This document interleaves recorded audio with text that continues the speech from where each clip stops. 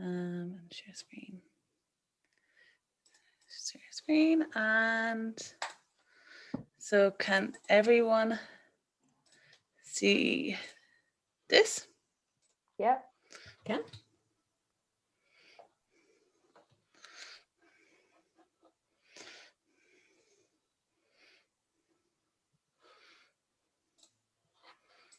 Perfect. Sorry. And stop here. So welcome everyone. This is our final webinar of this edition. So we had 9 weeks of webinars based on different themes and topics across looking at European values and how to work in with your European projects. So today is our final one on communicating your story in EU programs. This event is going to be recorded, so we're going to record the presentations and that kind of input, but we won't record the breakout rooms or anything like that. So if you don't feel comfortable, just turn off your camera, but you probably won't be shown anyway. I'm going to bring you over across to Caris now, who's going to do the introduction and go through the flow of the day as well. So over to you, Caris. Thanks, Carmel, and you're very welcome, everyone. Thanks very much for coming to this webinar on sharing your story, communications in EU programs. So we have a good group today. I think we have a mix of some newcomers and some more experienced people and a lot of people from different sectors. So you're all very welcome indeed. So the webinar today will be delivered by the Léargas communications team, which is myself, Caris Hughes, and the other team members who will introduce themselves now. Hi everyone, I'm Anya, I'm a communications officer with Léargas. Good morning, everyone. My name is Brian Desmond, and I'm a communications officer with Léargas. Hi, everyone. My name is Niamh McClelland, and I'm also a communications officer with Léargas, and I'm the newest member of the comms team. Thanks, everyone. Now I'm just going to try and share my screen. Can everybody see that first slide there? Yeah.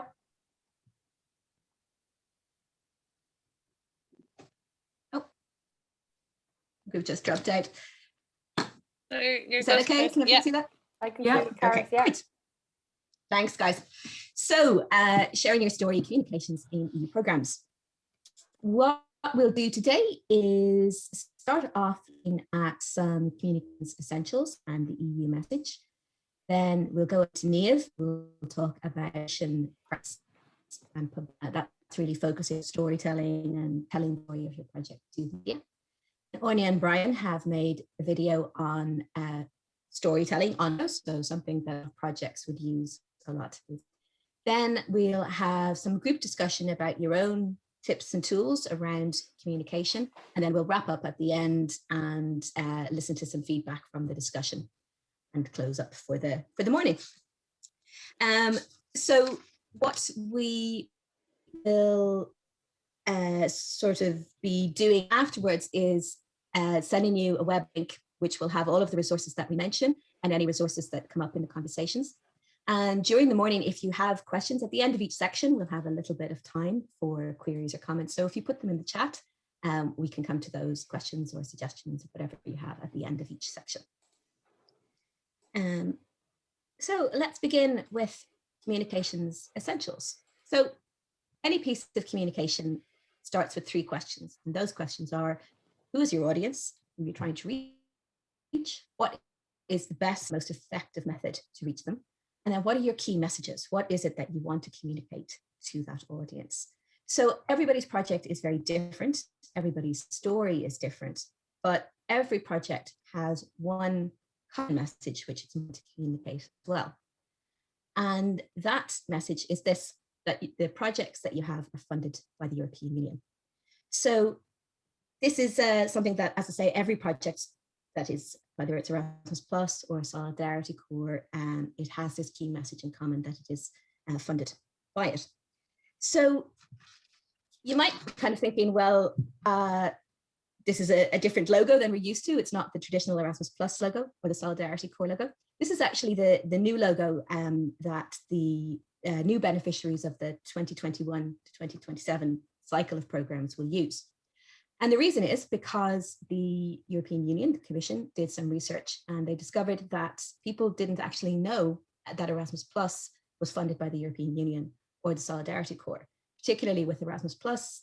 some people thought it was funded by universities. They weren't aware that this is where the money came from. And obviously European Union money is all of our money because every member state pays into it. So I think, you might wonder, well, why does that matter so much to know that it's funded by the European Union? And it matters really because of representation.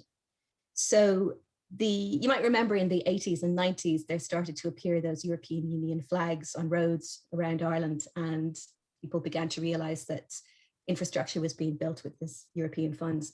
It's kind of the same with Erasmus Plus and Solidarity Corps and these other programs that are funded, that they're brought about because of the EU.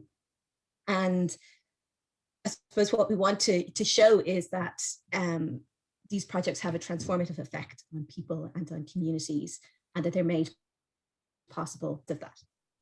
If it's not clear in the public mind that these are European projects, I think it plays into the idea that Europe is only for the elite, or that it's not for the likes of you and me, that it kind of plays into this idea that it is an elite occupation or an elite interest. And that can be damaging because people then miss the opportunities that are available for them. And I think there was a recent kind of example of this, which came across my interest the other day, of TD saying that, essentially he said that people in his North Dublin constituency weren't going to be involved in Erasmus. This was in the context of bringing in quarantine for people coming back from other countries. And he said that, there were people in his constituency who have kids studying Erasmus programs in Central Europe. So there's a perception there that Erasmus and UNP programs in general are only for students and only for the middle classes. And I think anyone who's been involved in a project funded through Léargas would know that that isn't the case. I suppose we saw another example of that over Christmas, when there was the government pledged to support Northern Irish higher education students in Erasmus. And it was only later that they started to realize, oh, there's a lot of other aspects of this program as well. And they're now talking about extending that opportunity to further education students. But I think it shows to me the risk of when our projects aren't really very strongly tied with this European aspect, that it can feed, as I say, into this idea that they're for someone else, that they're not opportunities for everybody. So I think projects ourselves have a really clear role to play in bringing this message to the wider public, to the attention of the people in communities, because EU funding is, we have to admit, it is money with a message. And the key messages are that European programs support opportunities for all kinds of people, that people in your community are actively taking part. So if you can see people around you involved in an Erasmus Plus or Solidarity Corps project, you're aware that that's an opportunity that exists. And that taking part means making connections with people, ideas, and possibilities in other countries. And I think it also indicates, if your organization is involved in these kind of programs, that your organization supports the EU program values of things like inclusion and active participation and environmental sustainability. So those are the messages that come with the European element, with being part of these programs. The question then is how you can integrate that into your own work and into your projects.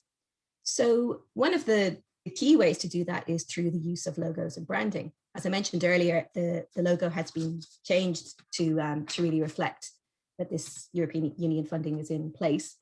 But there are, of course, the existing program logos also, the Erasmus Plus logo, the Solidarity Corps logo.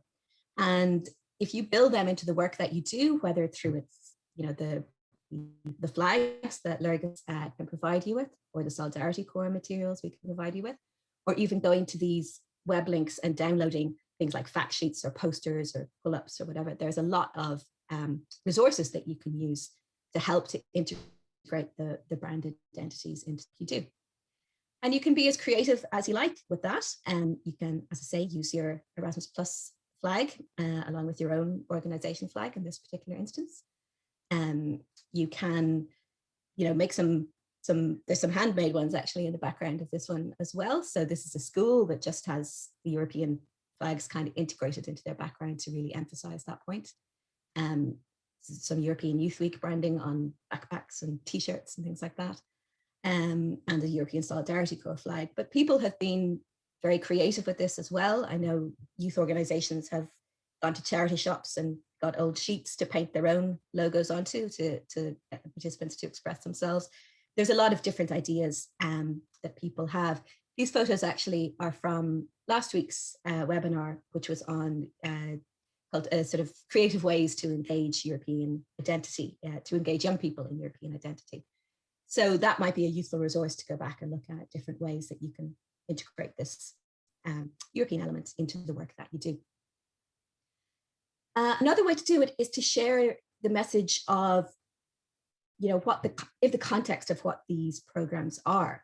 So as well as obviously the European element, we as Léargas are involved as well. This link here is to a website where you can download all of the program logos and the Léargas logo if you'd like to use that in your materials. So while there's a funding obligation to use the European logos, there isn't a funding obligation to use Léargas. You're not obliged to use it. But we'd really encourage you to use it because it does show people where they can go to for more information. And underneath this is just a little blurb that you could put on a website or on a document that you distribute or you mention at an event to give a little bit of context about what the programs are and how Léargas interacts with them, the fact that we manage them in Ireland. It doesn't have to be long. This is from a photo that we had in the Irish Examiner around the forum last year. And literally it mentions the sending organization, Blackrock College, Blackrock Further Education Institute, ourselves in Léargas and Erasmus Plus in a very short caption. So again, they're just signposts to people to understand that European programs through Léargas are encouraging participation in Irish organizations and that this is available to you. The other thing to really integrate into your messaging around the European aspect is your partners. So the distinguishing feature of any European project is that partners are involved. So that you could, particularly now when partners aren't physically going to be present, it's a good idea to kind of keep the idea of them present, whether that's through integrating elements of partner cultures into what you do, either their languages, customs, food, be as creative as you like. But also to emphasize the exchange of information that in any European project, you're learning from your partners, but you're also teaching your partners, you get and you give. And I think it's a really nice message to embed into your projects that information exchange is happening. And again, that can be something as simple as crediting, an icebreaker that you learned about from another group, or, crediting if you're bringing in a new course or something to say that, that this was designed in collaboration with your partners in Hungary.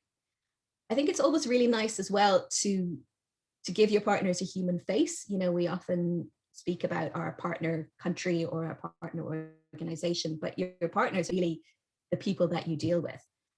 So if you can think of the relationship that you have with partners and try and build that into the story of your project, I think it really helps to emphasize this European aspect and give another level to what you're doing. This is a little example of that, again, from our webinar last week of people, just saying thank you in their languages, a very simple graphical way to show the kind of the other cultural elements in the work that people are doing. Before I hand you over to Niamh, who will talk a little bit more about that storytelling aspect and the unique messages of your own projects, in addition to this European message, I will just point out this really, I think, what I would call my top resource, which is the communication strategy for the European Solidarity Corps. It's quite a long document. It's about 30 pages, but one of the things it does is make these implicit messages explicit. It literally, spells out messages that they want to give about the Solidarity Corps. So if this is an area you're interested in, I'd really recommend having a look at that particular strategy. And as I say, that and all of the other resources that we mentioned in our webpage at the end of it.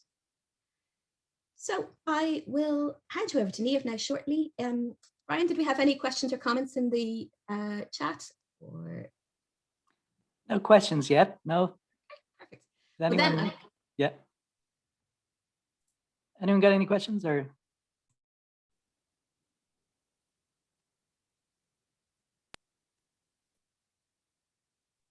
All good, Gareth.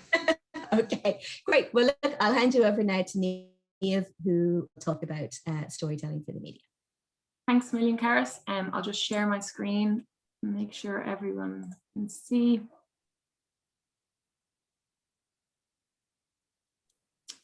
Looks good. Okay, everyone can see, yeah? Yeah, perfect. Great. Okay, let me just move this. Okay, so as I said earlier, my name is Niamh McClelland, and I'm a communications officer here at Léargas. Prior to this, I worked in digital media and in copywriting. So storytelling has always been at the heart of all the roles I've done. And today we're going to talk a little bit about how to share your story. No, not moving. There we go. So there are 3 things that you need to consider when it comes to storytelling in the context of European programs: how to establish your story, how to communicate your story, and how to adapt your story for the media. So this simply means that you need to know your story inside out. You need to know how to effectively communicate it to others, and then you need to know how to adapt it to ensure media interest. So, how to establish your story. So there are 5 easy ways. There are 5 easy ways for you to establish your story. So, these are questions that you can ask yourself to help crystallize your story in your mind. Who is involved? What is happening? When is it happening? Where is it happening? And why is it happening? So asking yourself the who, what, when, where, and why questions is the easiest way for you to organize your thoughts and establish your story. To be honest, it's just a very simple way of identifying the motivation behind the project, the objectives of the project, the challenges you have encountered, the actions you are undertaking, and the results you are hoping for. And then once you know your story inside out by using the who, what, when, where, and why approach, you can begin to refine it for other people. So, how to communicate your story. So you're going to need to be able to communicate your story on a variety of platforms: on your website, in project literature, and through social media, as well as to a variety of different people, including stakeholders and the wider public. And most importantly, you'll need to be able to do this in a way that resonates. So after answering the who, what, when, where, and why questions, your next task is to refine the information even further. So in other words, you need to break it down into an elevator pitch or a soundbite. And it's at this point that you need to consider your USP. So what is it about your project? What is it about your story that makes it stand out? What is your core message and why is it important? Because this is the part that people will remember. So communicating your USP in your pitch or your soundbite is vital, no matter the platform or the person. You need to remember to make each platform work to your advantage. So you need to consider creating engaging headlines in your project literature or your project documents. Make the most of relevant hashtags on Twitter and maximize the visual element and the story functions of Instagram. Because while you're telling the same story, you need to make sure that it hits the right note on each platform. So that brings us into how to adapt your story for the press. So there are 4 handy ways to prepare your story for the press. Consider the purpose, consider the timing, consider the perspective, and consider the human interest. So at this stage, you've now established the ins and outs of your story. You've crafted a tight pitch or soundbite, and you've learned how to communicate it to other people on your own channels. And now you want to promote it through the media. But before you approach print or broadcast media, you need to put yourself in the shoes of the press and critique your own story. So it obviously goes without saying that your project is of huge importance to you, and of course it is. You need to ask yourself, why should it be of importance to others? And basically, why should the media pick it up? And that's where we talk about purpose. So why does your project warrant coverage? What makes it current? What makes it topical? Is it inspiring, or is it a call to action? Then you need to consider timing. Would coverage of your project be particularly timely? For example, does it tick any of the following boxes? Does your project provide readers or listeners with a feel-good story at a time when the society or the culture or the community needs it? Does your story help audiences understand a global or a national topic and how it affects a local community or an individual? Or does your story complement a current social, economic, or political talking point? Then you need to consider perspective. Where are you coming from? Does your story provide a new perspective? Does it contradict the norm? Does it validate or assuage a concern? And then finally, human interest. You need to think of the readers and listeners around the country. Someone who's flicking through the local paper in their sitting room or just tuning into the local radio station in their car. How does your story appeal to someone who may not actually be as familiar with the topic as you are? How will your story resonate with them? And what are its implications for wider society? Then, how to get your story out there. So there are 5 relatively easy ways to get your story in the spotlight. Familiarize yourself with outlets and journalists. Do your research. Craft a press release. Grab any and all opportunities. And never underestimate the value of your experience. So you've now established your story, you learned how to communicate it on your own channels, and you want to bring it to the press. So I spent 5 years working in digital media as a staff writer and an editor. And during this time, the tips, the pitches, and the submissions that I gravitated towards were ones that aligned with my editorial focus, resonated with the audience's current interest, or arrived on my desk in the form of a particularly innovative press release. So in order for you to get your story out there, you need to familiarize yourself, identify the outlets you want to approach, detect patterns in the topics that the journalists cover, and identify the links from those stories to your project. There's no point in sending a story to a journalist whose editorial focus is elsewhere. So it's up to you to identify the writers and the broadcasters who cover your type of topic. Do your research. Why would your story appeal to a particular media outlet's audience? Again, you need to identify the outlets you want to pitch to and then examine the stories that they cover, which get the most interaction. This is easily done. Most news outlets nowadays have viewing figures on each article.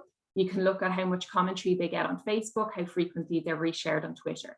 And if you realize that the stories that are getting the most interaction link with your project, then that's the outlet that you need to approach.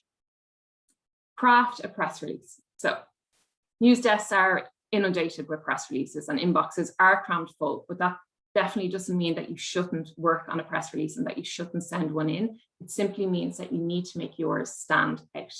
So how can you do this? Asking a question or providing a statistic about your project and about your story in the subject line is a really easy way to get a writer's or a researcher's attention. And once you've done that, outline your story in the body of the email, include quotations, and you can add a reason as to why you feel that this story is a good fit for this media outlet. This leads us on to grabbing an opportunity. So does your project or your story overlap with a larger story in the media? Capitalize on that and make your case to the press with the help of the larger story. And then finally, do not underestimate your experience. Grassroots perspectives are always welcome. So never presume that your efforts aren't enough to warrant publicity. And then that leads us into how to incorporate social media even more. So as well as reaching out to news outlets and radio stations directly, don't forget that you can also use social media as a tool to get your story in the spotlight. So we briefly touched upon making the most of each platform's individual features when sharing the story on your own channels. But don't forget, you can also use social media to forge connections with relevant people. So setting up keyword alerts which relate to your project goals, that can highlight news items or journalist requests, which are known on Twitter, #journal requests. And then you can act upon these to attract publicity. Follow journalists, interact with journalists and broadcasters' posts, and then foster a professional relationship with them. It's a way of just getting in front of them and a digital way of tipping them on the shoulder and saying, I'm here and this is happening. Use the tag feature, but do so sparingly. Don't tag ad nauseum if a broadcaster or a journalist or an outlet is not reacting and not engaging with you. But do tag, and be sure to provide context around your tag. And then finally, prioritize the personal experience. So we all know, everyone at this webinar, everyone in general, they respond to people, faces, quotes, and anecdotes, and so do journalists and researchers. So when you're communicating your story, put the human at the center of the story, put the personal experience at the center of the story, and it's much more likely to gauge interest in wider society and ultimately get itself in front of the press. So there you have it, just some simple tips on how to share your story, prep it for the press, and ultimately get your story in the spotlight. And thank you everyone for listening. And if there are any questions, of course, feel free. I'll stop sharing.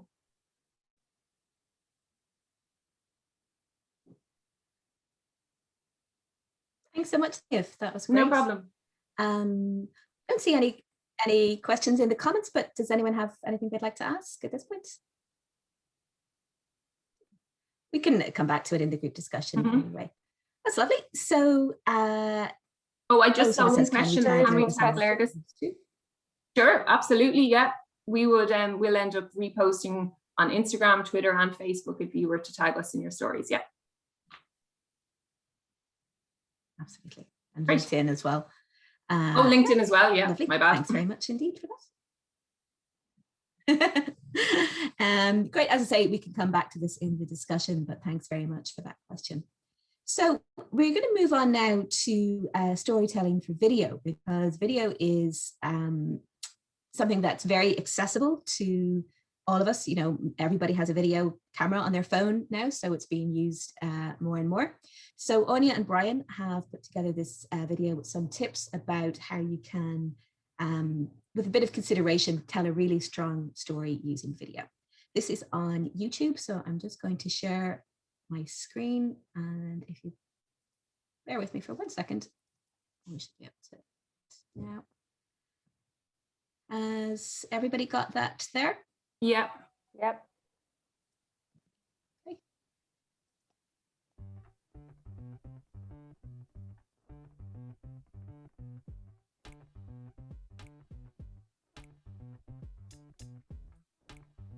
Hi everyone, my name's Anya. I'm a communications officer with Léargas.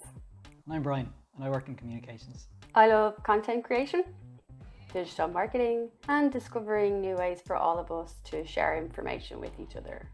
I love video, I love photography, I love web, graphic design, so it's really exciting to be able to share some of these things with you today. So a couple of things I'm going to talk to you about today with regards to your video are the video brief, your audience, and messaging. I'm going to run through some video tips for you that will help you to make very simple videos, but effective videos to share your message about your Erasmus Plus project. I'm using just a regular camera today, and I'm using my phone to record the audio. So the objective of today is to show you that you can make very simple videos, just talking to the camera. The video brief is a very useful guide to map out your requirements when making video. The video brief basically explains the ins and outs of your video project. The video brief is really helpful for you as you shape the overall goals of your project. It takes a little bit of time to develop the brief at the start, but it's well worth it to help you ensure you achieve what you want, and it's a really good starting point. The video brief will make the whole process smoother, more efficient, and it's more likely to save you a good bit of time in the long run. So, where do you start when you're creating a video brief? When it comes to the format, it can be a variety of formats. I like to keep it simple. I write everything down in a Word document with the headings, and I've included a Word doc template for you to download with this presentation. When you're making a video brief, details are important. But keep in mind that you don't want so much going into your brief that the details have become overwhelming. Make your video brief informative, but easy to follow and easy to understand. So a really good thing to include within the video brief is a summary of your project. It's good to write down, what is the project? Why do you need a video? Why is this video important? And what do you hope it will achieve? It's good also to describe what the project is, what it will entail, the different elements, and like I said, why you're doing it. It's also useful to include who is going to be involved in the video, whether they're in front of the camera or behind it. This will help you kind of get a list of the amount of work involved in communicating what needs to be done when you're making it. A really useful thing to include in your video brief is your video objectives. What are you hoping to achieve with this video? What are your goals for the video? And how are you going to measure the success of the video? So you might look at, what are you hoping to achieve? Do you want certain people to see the video that you hope are interested in viewing it? What are your goals? Who are you trying to connect with? And also, how do you measure success?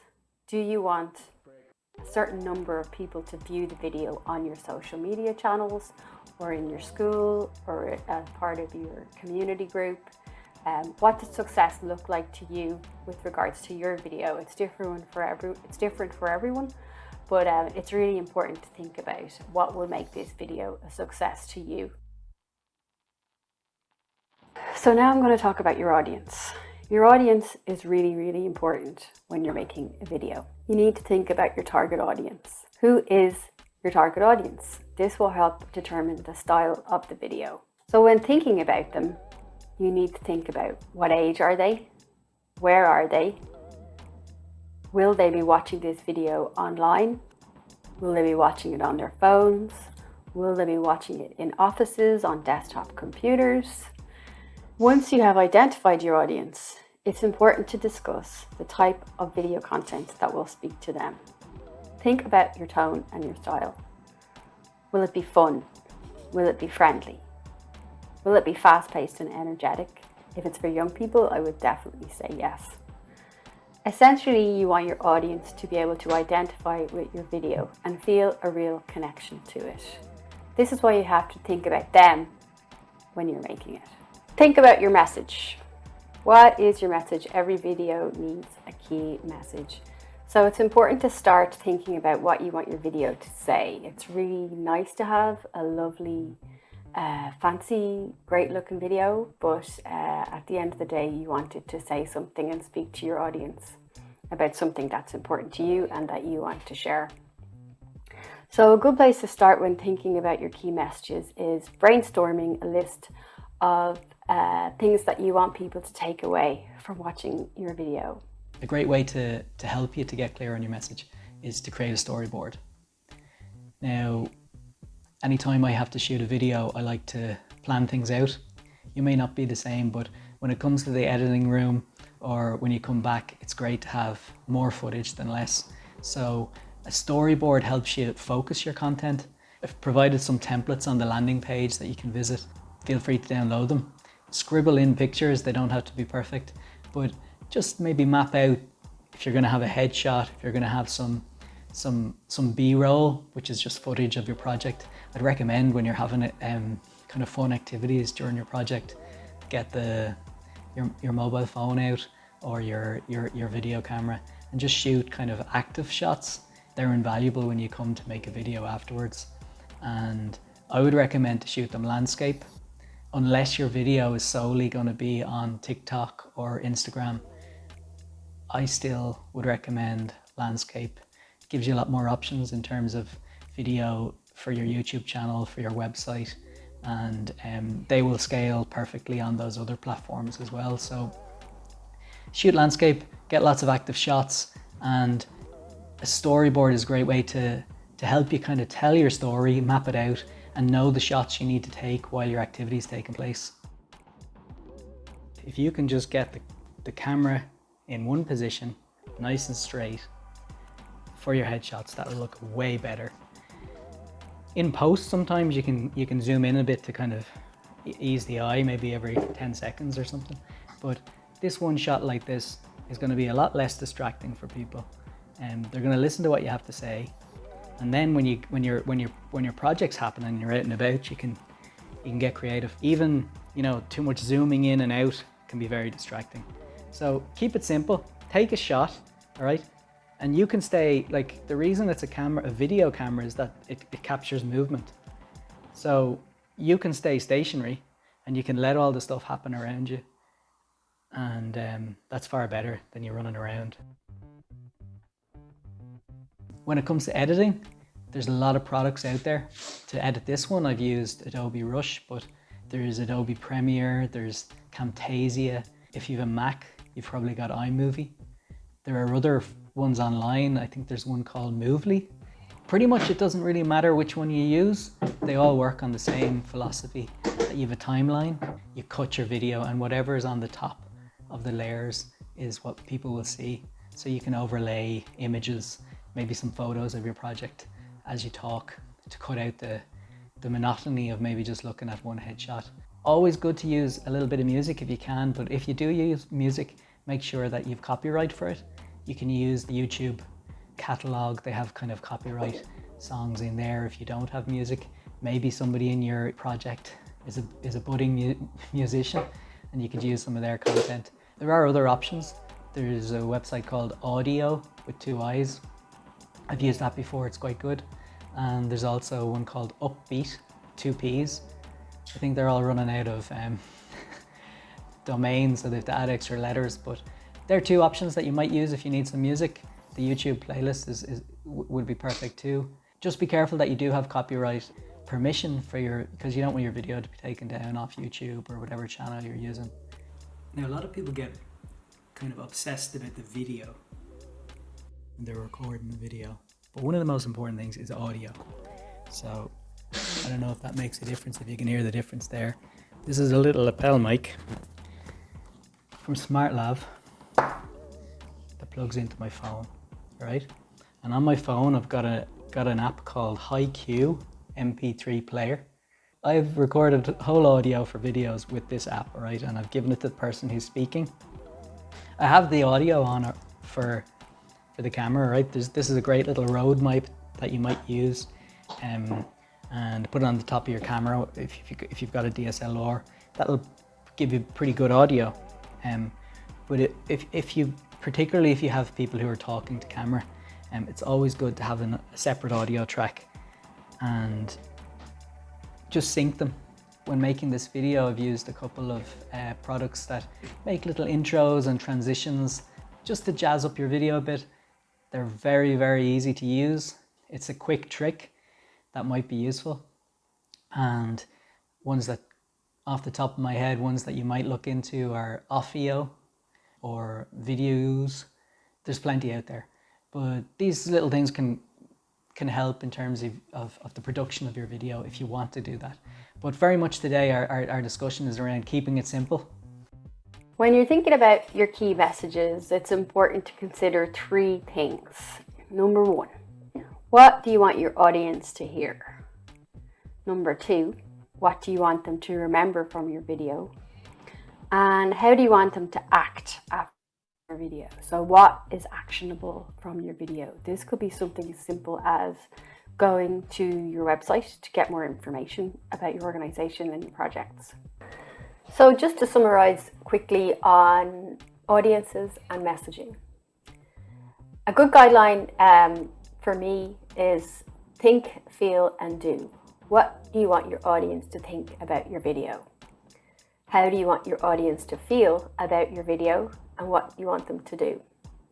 So with regards to thinking, you want them to think there was a good video, there was some interesting content, and they felt they got something informative from it. With regards to feeling, you hope they feel inspired. And what do you want them to do? Motivated to find out more, to investigate more, and to feel like they can identify with the content. I'm not a Scorsese, or I'm not an expert in video. I enjoy it, and I think it's a great way to communicate with your audience. It is the content of this decade. It's everywhere, it's growing. If you can get your young people or your students into making video, being comfortable editing it, there's huge possibilities for them. So connect with your audience in a meaningful way. Give it a go, enjoy it, and we're here to help you all along the way. So feel free to give me a shout if you have any questions.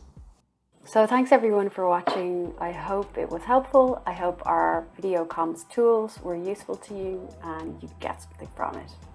Cheers.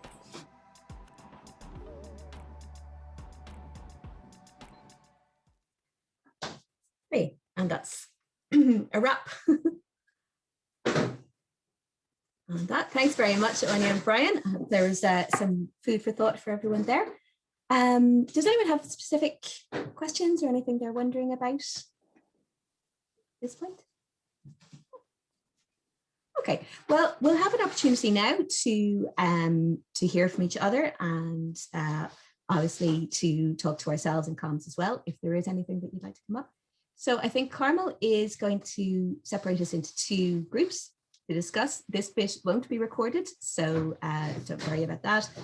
We have about 10 minutes to chat, and then we'll come back and hear what anybody wants to feedback from it.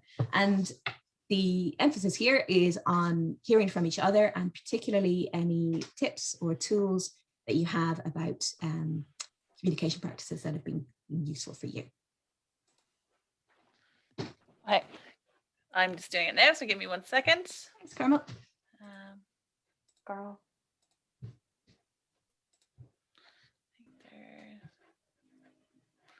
Sorry. I am adding people.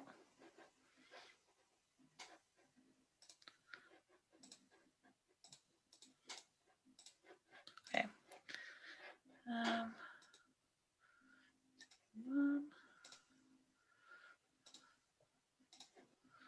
Thanks, Carmel.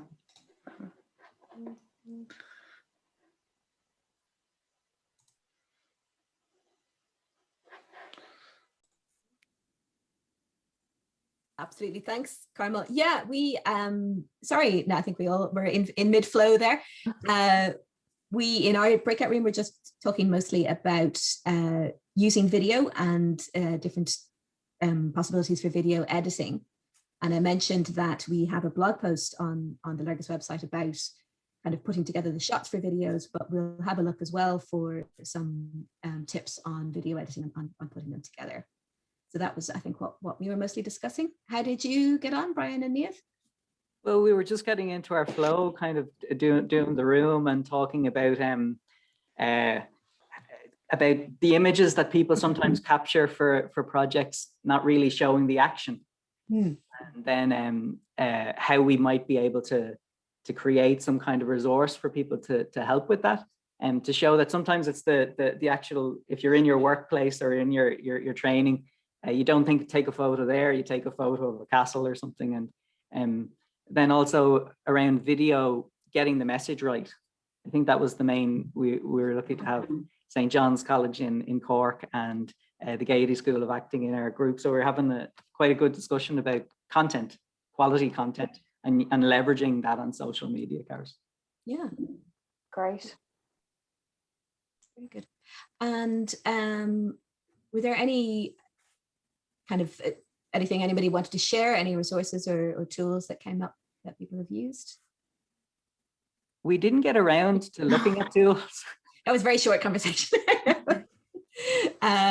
It might be something we can open up here if anybody does have anything that they'd like to share with other people, because obviously everyone has different experience and different things work for them. In our group, we talked briefly about the editing tool Movely, Moovly. You don't have to have a paid version to try it out. I edited the section of my video in Movely. I found it really useful, and it's really handy for laying text and graphics over your motion. And I know Brian used Spark as well with Movely. And Premiere, Brian, I think you used as well. Yeah, I've used a few tools, and Lauren was saying that they've a videographer in-house. Nice. So yeah, tell us a bit about that, Lauren. Yeah, it's fantastic, because obviously we decided a few years ago that it'd be great to have, because we've so much action in the school in general, but it's fantastic to have them on hand then for any of the European projects. So it's great for creating videos for the website, because obviously people kind of consume information better that way. So that will be kind of what we use a lot. But then saying that, like, I mean, for myself, if I'm doing videos for, like, we've moved into the TikTok space, which is very terrifying for a 37-year-old, but it's kind of interesting. And in the European context, I suggested we use it for our most recent project, which is with young refugees, and all the partners were like, I don't even know what you're talking about. But then we chatted to the refugee, the actual steering committee, the young people about it, and they were like, yeah, no, that's all we use.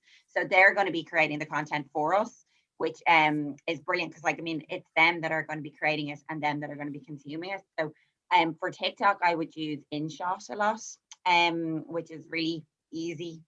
And yeah, so that would be kind of like, rather than actually creating it in TikTok. So if anyone's going down that terrifying road, that would be my one recommendation. Brilliant. Great. I think that's a perfect example as well of, like, finding out what your audience use and using it. Yeah. Totally. And, like, even kind of, we've had previous projects where we've had Twitter accounts, and it's like, they're not for that particular project. Twitter is not, because it's gearing more towards the teachers who might be on LinkedIn or on Facebook. So it's figuring out, I think definitely when you're really busy and trying to do everything, it's not effective. So to figure out and go, like, yeah, this works for us. And then it's interesting. We've often had a conversation about whether it's worthwhile setting up specific platforms for the project, or is it better off to just use the partner platforms? And I'd love to know what other people think about that. I have a view on that. Right.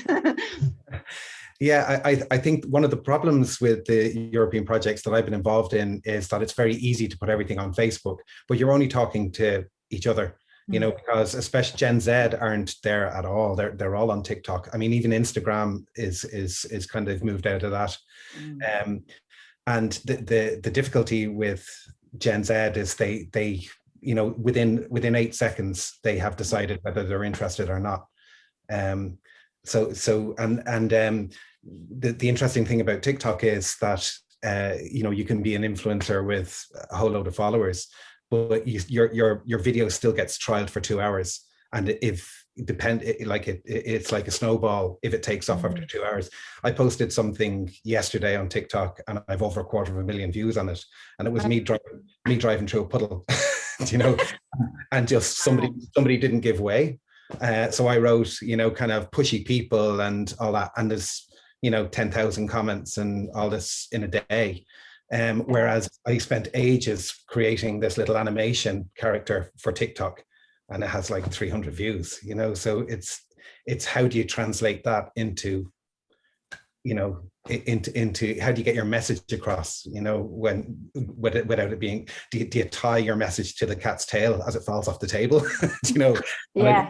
That's the problem, but it is a problem that has to be cracked, because you know, we can create a whole load of content that the evaluators are going to look and say, wow, that was brilliant on Facebook, but really we're not talking to the people we're trying to talk to if we're dealing with youth, unless we're in that space. And I think what you're doing there is the key. If you're empowering the people to create their own content, you know, I think that's probably the key to it.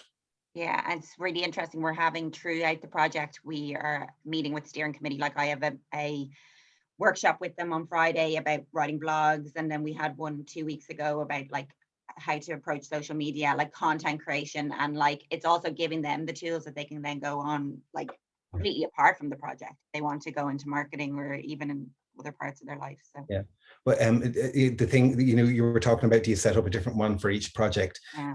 You really need to be gathering followers, and that's a slow process. So I think you're better off having one, you know, one account, and you're probably better off buying a separate phone, because each TikTok, you can only have one account really effectively on a phone. So you can't be asking your young people to set up an account on their phones. So you kind of need to probably have a smartphone for your project, just for your TikTok account. yeah, our problem is our people haven't even met each other. It's all been on Zoom because of COVID. So I think we're just going to let them create the content and then we'll upload it. Yeah, but if you have a phone for that content, you know, Okay. If you have an account, it means everything that feeds in, and you've only 15 seconds on TikTok if you're making a TikTok straight off, but you've a minute if you're uploading one, so you're always better uploading them. Yeah. Thanks. Brilliant. Great to hear. I think you made a really good point, which is that every project has multiple audiences.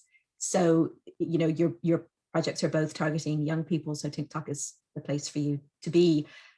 But you do have other audiences as well, of whether it's, as you say, evaluators or the European Commission, whoever it might be, ourselves in Léargas. So it's to have a think about who those different audiences are and where to prioritize your time. Obviously, if you're trying to involve young people and they're your target audience, that's where your time is concentrated. But it's just to try and reach all of those audiences, so it can go out there. I think Anya's point was brilliant. It's really about breadcrumbing. It's about putting little teasers into the different places and then having your message in one place, if that's your website or if that's your whatever. But you need to kind of dip into the different platforms and kind of tease them into your central message. I don't know if it could be useful because it's in a completely different setup, but from the point of view of generating video with a lot of audience participation, I'm involved with a sports group, and during the lockdown, they did challenges for the kids to do, and there was a prize that could have been just equipment at the end, but it means that all the young children were very, very engaged, and they created their own videos and put them in WhatsApp. And at the end, they put together the best bits of various videos to create a longer version that was in Facebook. But it was all generated by the children. Therefore, it was very engaging and it was very successful. Yeah. Then I don't know if something similar in certain circumstances could work. And what they did also is to put it in fast. So everything moved very fast, what made it even funnier. I think that's a great idea. You know, if you can get the people to generate the content and then create a video to set the context, like you were talking about, Lauren, about what's the message, and bring in all those other ideas around, you know, framing Erasmus Plus, as Karis talked at the start of today.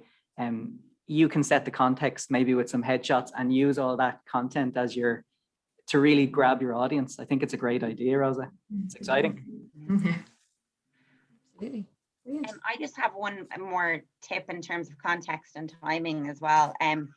There, you probably know this, but there's a calendar that you can plug into your Google Calendar. It's I got it on HubSpot, but it basically shows you throughout the whole year, like International Day of Pizza, or like, you know, like random stuff. But it's really handy, like because you might see, like, so we're doing a project on encouraging young women to stay in science after secondary school, and like, say, International Day of Women Scientists, we put a content out on that day. So it can kind of catch you on the hop if you don't kind of like, and it could be a missed opportunity. So it's a good plug in to have. Yeah, great idea. Great point.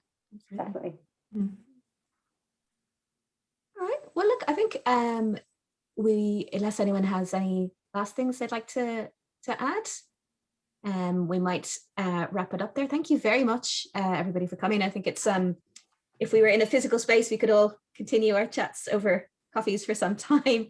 But thank you very much for coming this morning and sharing your ideas. And as I say, if you do have any questions at all, do feel free to get in touch with us, and we'll send out a link with some further information a little bit later on. So thanks, everyone, and thanks, Carmel. And Thanks, see you soon. Thanks, everybody. Thanks, Carmel. Thank you everybody. very much. Bye. Bye. Cheers. Bye-bye.